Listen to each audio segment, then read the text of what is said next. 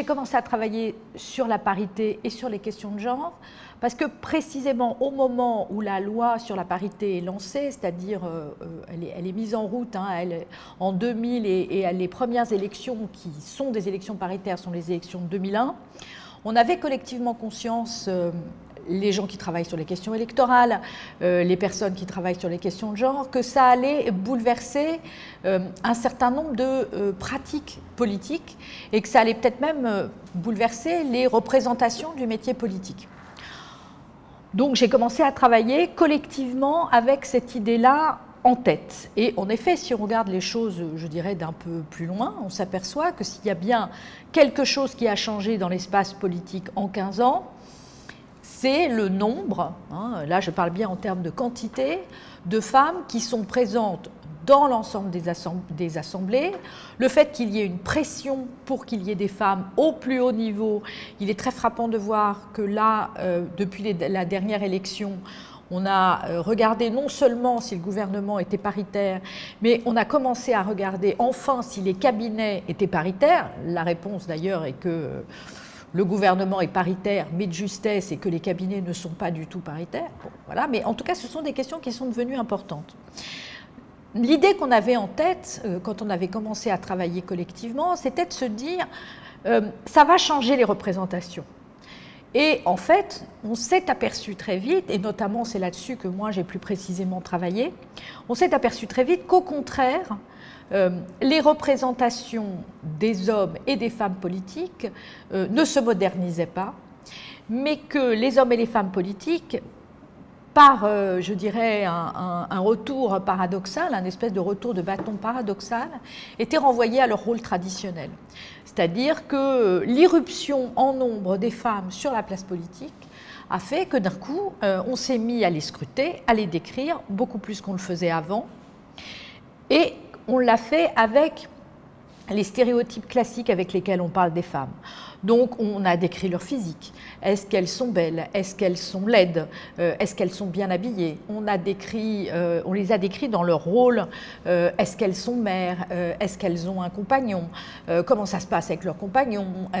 Etc., etc. Donc autrement dit, il y a eu un traitement tout à fait dissymétrique des hommes et des femmes, puisqu'on ne traite pas les hommes de la même façon. L'un des effets aussi de ce commentaire qui a été construit par les journalistes, par les communicants, par les politiques sur les femmes en politique, ça a été de voir revenir au premier plan le rôle des compagnes des hommes politiques. Et donc, jamais sans doute, on a autant vu que dans une période récente, donc dans la période des 10 années là, qui viennent de s'écouler, les femmes des présidents. La première dame, c'est devenu quelque chose qui est profondément scruté. Et donc là aussi, il y a un espèce de petit effet backlash, c'est-à-dire que la première dame, c'est là aussi une manière de répondre par un rôle très traditionnel à l'avancée qu'aurait pu être la place des femmes en politique. C'est extrêmement difficile de savoir quelle est la raison de la persistance des stéréotypes. Parce que lorsque un journaliste ou une journaliste écrit un papier sur un homme ou une femme politique dans lequel il va y avoir pour les hommes une espèce d'attente de virilité, une mesure de la performance de la virilité, pour la femme, une insistance sur ces rôles traditionnels dont je parlais.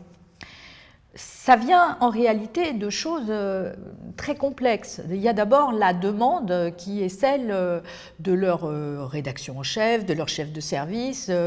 Les journalistes, la presse aujourd'hui connaît des difficultés de vente, etc. Et il y a l'idée sans doute vraie, du moins superficiellement, que ce genre de storytelling, ce genre de récit fait vendre. Bon, ça c'est une des premières explications, qui n'est sans doute pas la plus intéressante. L'autre qui est beaucoup plus intéressante, c'est que le stéréotype que l'on lit dans un article ou que l'on voit dans un film ou dans le discours, c'est en fait le nôtre. Ce n'est pas simplement les communicants qui l'imposent, ce n'est pas simplement les journalistes qui l'imposent.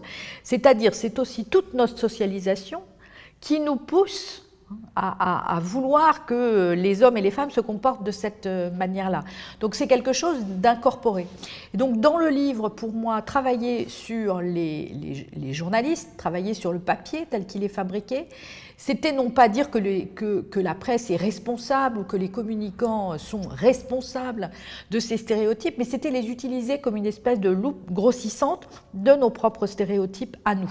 L'idée qui était la mienne en choisissant des supports extrêmement larges, c'est-à-dire qui vont de la presse de référence pour aller vite jusqu'à la presse people, en passant par les humoristes, c'était d'essayer de reconstituer l'espace des discours auquel on est exposé chacun en tant que citoyen ordinaire, sachant qu'on ne consomme pas tout, bien entendu. Il y a des gens qui ne voient jamais la presse people, il y a des gens qui n'écoutent jamais les éditorialistes, il y a des gens qui n'écoutent jamais les humoristes, il y a des gens qui, au contraire, ne lisent que la presse people et n'écoutent que les humoristes. Bon, voilà, l'idée, c'était d'essayer de reconstituer l'ensemble des discours sur la politique auquel un citoyen est exposé. Les discours sur la politique, je dirais, pas ceux qu'on peut tenir dans l'entre-soi entre amis, ni le discours militant, mais vraiment ces discours ordinaires qu'on entend.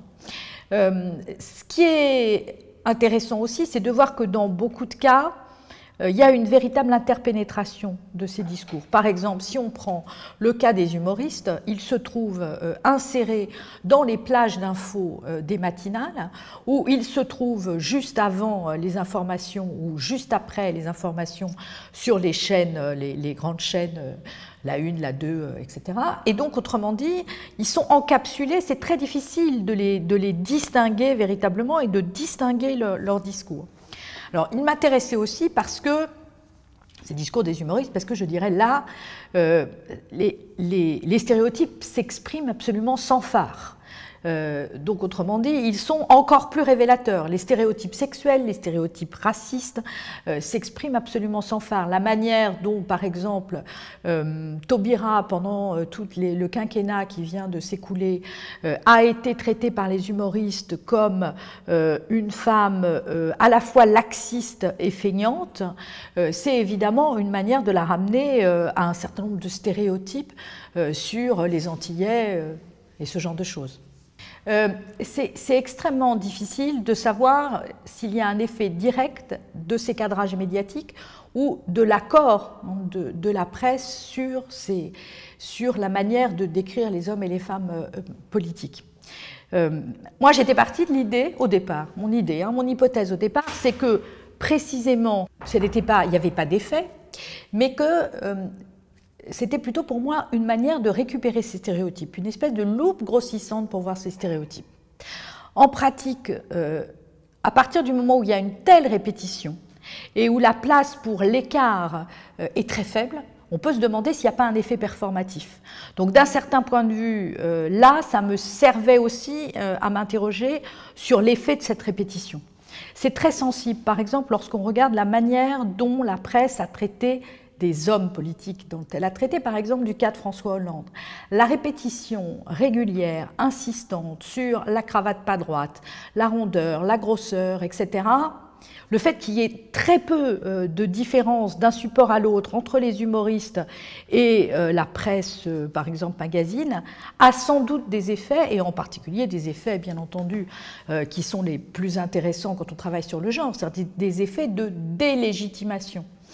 L'historienne John Scott dit « le genre, ça sert à dire les rapports de pouvoir ». Et donc là, on voyait très bien comment le fait de sous-entendre, et à peine de sous-entendre, que cet homme n'était pas assez viril, c'était une manière extrêmement nette de le délégitimer. Est-ce qu'il y a des contre-exemples? Est-ce qu'il y a des exceptions à ce cadrage genré? Je crois qu'en fait, il y en a très peu. On peut le voir, quand on fait une enquête de terrain, on le voit.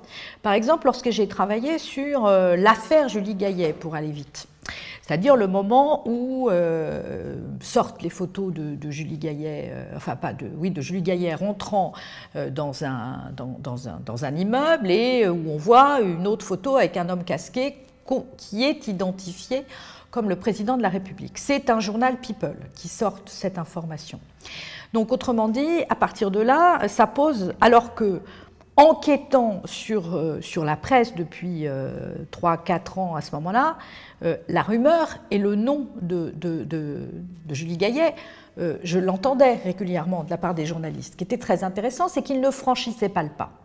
Ils ne franchissaient pas le pas en se disant « mais qu'est-ce que je vais faire comme information avec ce genre de choses ?»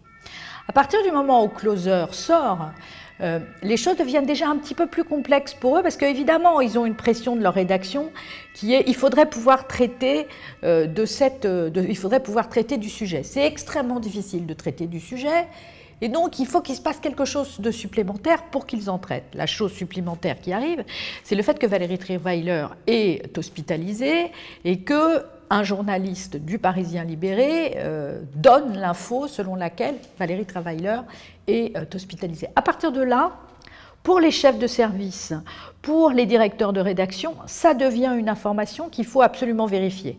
En réalité, si on analyse les choses d'un point de vue purement factuel, je ne suis pas sûre que ça mérite même une information, mais en tout cas, ça en devient une. Et à partir de là, les journalistes peuvent entrer,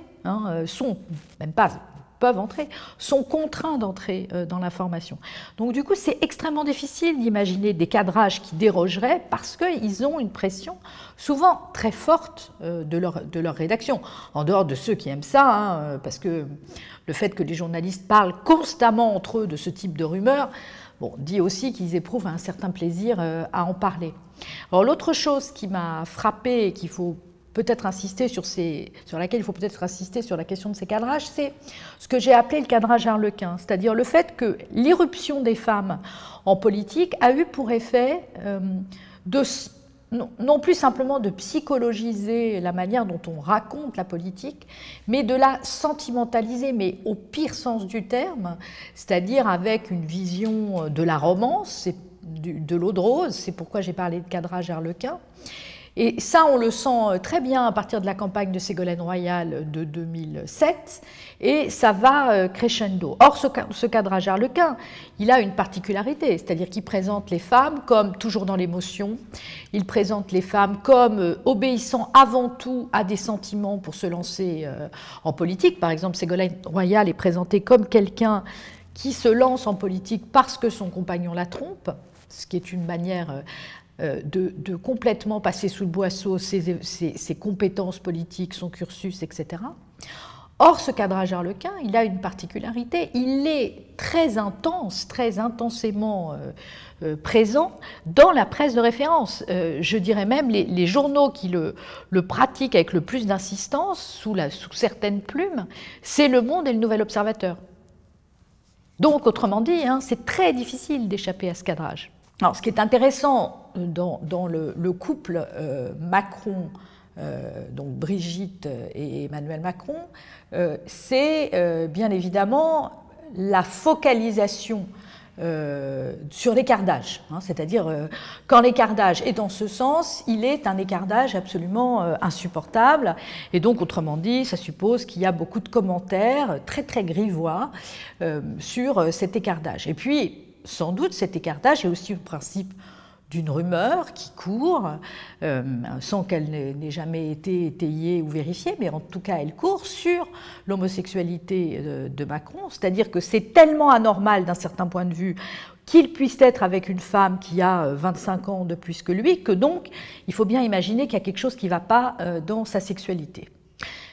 Maintenant, si on regarde les choses d'un peu plus près, c'est-à-dire si on regarde ce couple, c'est un couple ultra classique du point de vue, en réalité, des rapports genrés. C'est-à-dire qu'elle a mis sa carrière entre parenthèses pour lui, elle s'est même mise à la retraite pour lui. Elle a été sa conseillère à Bercy. La dernière qui avait été une conseillère aussi proche, c'était Cécilia Sarkozy. Ils ont fait une communication de couple qui est une communication, là aussi, qu'on pourrait juger parfaitement ringarde, classique, mais qui marche, c'est-à-dire main dans la main à la plage, etc. Et aujourd'hui, on voit bien qu'elle endosse avec beaucoup d'allant le rôle de première dame, alors sans doute parfois avec toutes ces critiques dont je parle, mais Elle l'endosse et autrement dit, elle joue vraiment le rôle de la conjointe collaboratrice, qui est le rôle qu'on attend souvent des femmes de politique, mais qui est un rôle qu'on retrouve assez aisément chez les femmes de médecins, chez les femmes de notables, par exemple. Donc c'est un mélange intéressant hein, de ce point de vue-là, c'est-à-dire à la fois le côté transgressif, mais derrière la transgression en réalité des rapports de couple parfaitement traditionnels.